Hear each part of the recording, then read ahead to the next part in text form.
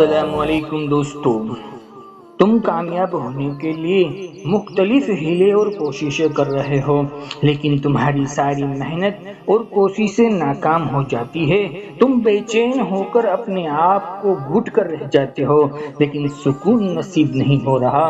تم اپنے مقصد میں کامیاب ہونے کے لیے خوب دعائیں مانگ رہے ہو، پر دعاؤں کی قبولیت کا دور دور تک نام و نشان نہیں۔ جان رکھو، اگر تمہیں کسی چیز سے دور کیا گیا ہے وہ بے مقصد نہیں ہے، اور ایسا بھی نہیں ہے کہ وہ تم کو ساری چیزوں سے محروم کر دے، کیونکہ وہ تمہارا رب ہے۔ بس تم کسی کو نہ چھوڑنا، کسی کو فیصلہ کرنے کا موقع دینا، یہ تمہارے رب ذوالجلال کی صفت ہے۔ تمہارا رب ہی تو ہے جو کسی کو تنہا نہیں چھوڑتا، ہاں مخلوق اللہ کو چھوڑ دیتی ہے۔ جو واپس آ رہا ہے اس کے لیے دروازے بند نہ کرنا، یہ تمہارے رب ذوالجلال کی صفت ہے۔ تمہارا رب ہی تو ہے جو کسی کے لیے دروازہ بند نہیں کرتا۔ اگر تم ایسا کرو گے نا تو تمہارا دروازہ خوشبو سے مہک جائے گا۔ جان رکھو، ہمارا علم تھوڑا سا ہے، ہم کبھی بھی نہیں جان سکتے کہ زندگی میں آنے والے اندھیروں میں خیر چھپی ہوئی ہے یا شر پوشیدہ ہے۔ تمہارا رب قرآن میں فرماتا ہے، اور تمہیں کیا ہو گیا ہے کہ تم اللہ سے خیر کی امیدیں نہیں رکھتے، اور حقیقت تو یہ ہے کہ تمہارا رب اپنے نظام غیب سے جو چاہتا ہے وہ کر دیتا ہے۔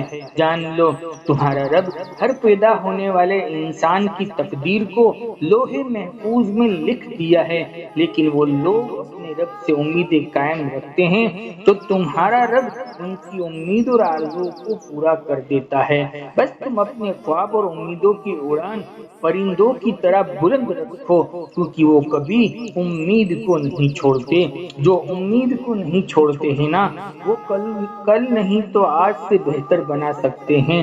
حضرت علی رضی اللہ تعالیٰ عنہ فرماتے ہیں کہ صبر اور دعائیں کرنے والے سے اللہ بہت پیار کرتا ہے، اس کی رحمت تمہارا مقدر بدل دیتی ہے۔ یاد رکھو، وہ عرش الہی کے خزانوں کا مالک ہے، اور ان کی نگاہ سے کچھ بھی چھپا ہوا نہیں ہے۔ ہر شے اس کی نظر کے اندر ہے، جو تم سے کھو چکی ہے، جو تمہیں حاصل نہیں ہے، اور جو تمہارے پاس موجود ہے۔ سنو، اگر تمہیں کسی چیز کا نہ ملنا بے چین اور بے قرار کیے ہوئے ہے، اور تمہیں ایسا محسوس ہوتا ہے کہ تمہاری دعاؤں میں کوئی بھی اثر باقی نہیں رہا، تمہاری دعائیں سنی نہیں جا رہی ہیں، تو سنو، میرا رب قرآن میں فرماتا ہے، بھلا وہ کون ہے جو بے قراروں کی دعاؤں کو سنتا ہے، ان کی دعاؤں کو قبول کرتا ہے، ان کی تکالیف اور مشکلوں کو دور کرتا ہے، اور وہی تو ہے جو تمہیں زمین کا خلیفہ بناتا ہے۔ کیا پھر بھی تم کہتے ہو اللہ کے علاوہ دوسرا کوئی خدا ہے؟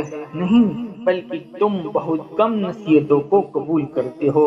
پیارے نبی کریم صلی اللہ علیہ وسلم نے فرمایا، تمہارا رب تو بڑا باحیا ہے، شرمیلا اور کریم ہے، اور اسے اس بات سے شرم آتی ہے کہ اس کا بندہ اس کے سامنے اپنے ہاتھ کو پھیلائے اور انہیں خالی یا نامراد واپس لوٹائے۔ جان رکھو، سوائے ان دعاؤں کے جس دعائیں کرنے میں اللہ سے کوئی گناہ یا حرام کی چیزیں نہ مانگی ہو، تو اللہ تعالیٰ یا تو اسے وہ چیز عطا فرما دیتے ہیں جو اس نے مانگی ہے، یا اس کی تکالیف یا پریشانی کو اس دعا کے بدل میں دور کر دیتے ہیں، یا اس دعا کے بدلے میں اس سے بہتر کوئی چیز عطا فرما دیتے ہیں، یا اس دعا کو ذخیرہ یا آخرت کر دیتا ہے۔ جان رکھو، تمہارے تڑپتے ہوئے ہونٹوں سے مانگی گئی دعا، تمہارے دل سے آہ بن کر نکلی دعا قبول ہونے کے خاص اشارے اور علامت وجود میں آتی ہے۔ جان رکھو، تمہارے تڑپتے ہوئے ہونٹوں سے مانگی گئی دعا، تمہارے دل سے آہ بن کر نکلی ہوئی دعائیں قبول ہونے کے خاص اشارے اور علامت کے وجود ہے۔ جان رکھو، جتنا تم اپنے رب سے مشکلات میں بھی راضی ہوتے ہو نا، اتنا ہی تمہارا رب تم سے راضی ہو کر نوازتا ہے، اور اگر تمہارے دل میں شکوے شکایتیں بھر کر تم اپنے نصیب کو دوش دیتے ہو، تو یاد رکھو، تمہارا رب اس بات سے ناراض ہوتا ہے جو اصل میں دعا کی قبولیت میں دیری بنتی ہے۔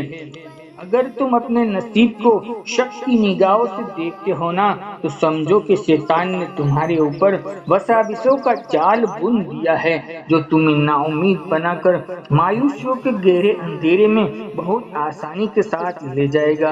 حدیث شریف میں فرمایا گیا اگر شیطان تمہیں وسوسوں سے ڈرائے تو اللہ کی پناہ طلب کر لیا کرو۔ جان رکھو وساوس شیطان آپ کے دل اور دماغ میں چھوٹے چھوٹے شک اور ڈر پیدا کرتا ہے، ان کا سامنا کرنا ہی تمہاری اپنی اصل طاقت ہے۔ شیطان کی سب سے بڑی چال یہ ہے کہ وہ آپ کو یقین دلا دیتا ہے کہ آپ کی خواہشیں اور امید کبھی بھی پوری نہیں ہوگی۔ اگر ایسے ہی برے خیالات تمہیں کمزور کر رہے ہیں نا تو سنو، ہر برے خیالات کے پیچھے ایک پھسپھساہٹ ہوتی ہے اور اس پھسپھساہٹ کو نظر انداز کرنا ہی آپ کی جیت ہے۔ جان لو شیطان کے پھسپھسانے کی طاقت اتنی ہی ہوتی ہے جتنی آپ اسے دیتے ہیں، اور ان کی جیت اور دعوے یہ ہوتے ہیں کہ وہ آپ کو اچھائی میں برائی دکھانے میں کامیاب ہو جاتا ہے۔ جو انسان اپنے دل اور دماغ پر قابو پا لیتا ہے وہ وساوس شیطان کو بھی شکست دے سکتا ہے۔ میرا رب قرآن میں فرماتا ہے کہ میں نے اپنے بندوں کو حنیف پیدا کیا تھا مگر شیطان نے انہیں گمراہ کیا۔ یاد رکھنا تمہارے رب تمہارے حق میں رحیم بھی ہے، تمہارے حق میں شفیق بھی ہے، اور اسے یہ گوارا نہیں وہ تمہیں تڑپتا ہوا چھوڑے۔ جان رکھو آج جتنی چیزیں تمہیں سجدہ کرنے پر مجبور کر رہی ہے نا، اور آج جتنی چیزیں تمہیں دعاؤں میں ہاتھ اٹھانے کے لیے مجبور کر رہی ہے نا، وہ چیزیں تمہارے رب کی جانب سے ایک تحفہ ہے۔ تم غم نہ کرو، اللہ تمہارے ساتھ ہے، وہ تمہارا خیر خواہ بن کر تمہیں راستہ دکھائے گا، اور جب اللہ کی مدد تمہیں مل جائے گی تب تمہارے کام پائے تکمیل تک پہنچ جائیں گے۔ اور اگر آج تمہاری دعاؤں کی قبولیت میں رکاوٹیں آ رہی ہیں اور تم اپنی منزل کا راستہ تمہیں دکھائی نہیں دے رہا ہے تو سنو، جب تم اللہ سے دعائیں مانگتے ہو نا تب اللہ کہیں نہ کہیں سے کسی کے دل میں تمہارے دل میں خیال ڈال دیتا ہے، کہیں نہ کہیں کسی کے دل کو تمہارے لیے نرم کر رہا ہوتا ہے، وہ تمہارے لیے ایسے اسباب اور ذریعے نکال دیا کرتا ہے۔ جان دو جو کچھ بھی تم نے مانگا ہے وہ تمہیں عطا کر ہی دیا جائے گا، بے شک اللہ خلوص دل والوں کے ساتھ ہے۔ تم یقین رکھنا ایک دن تمہارے پاس وہ سب کچھ ہوگا جس کے پانے کی امید میں تم اتنی زیادہ دعائیں کرتے ہو، سارا دن صبر کرتے ہو، راتوں کو اٹھ کر تہجد میں سجدے کرتے ہو۔ مطمئن ہو جائیے اللہ تمہیں وہ سب کچھ عطا کرے گا جس کی تم تمنائیں، امیدیں اور آرزویں کرتے ہو۔ تمہارا ان چیزوں کا انتظار ضائع نہیں کرے گا انشاءاللہ۔ دوستوں میں آپ سب کے لیے یقین جانے میرا رب جانتا ہے خوب دعائیں کر رہا ہوں، اللہ آپ سب کو خوش رکھے، اور مجھے پورا یقین ہے کہ ساری دعائیں قبول ہو رہی ہے۔ یہ ہمارے نبی کا وعدہ ہے، ایک مسلمان بھائی کی دعا دوسرے مسلمان بھائیوں کے لیے جو پیٹ کے پیچھے کی جاتی ہے قبول ہو جاتی ہے۔ بس آپ دل میں آمین کہہ دیا کریں۔ بس آپ سے ایک پیارا کمنٹ کرنے کی گزارش کرتے ہیں، ہو سکے تو کر دیا کریں۔ زندگی رہی تو انشاءاللہ پھر ملیں گے ایک اور نئے ٹاپک کے ساتھ، تب تک بندے کو اجازت دیجیے، اللہ حافظ۔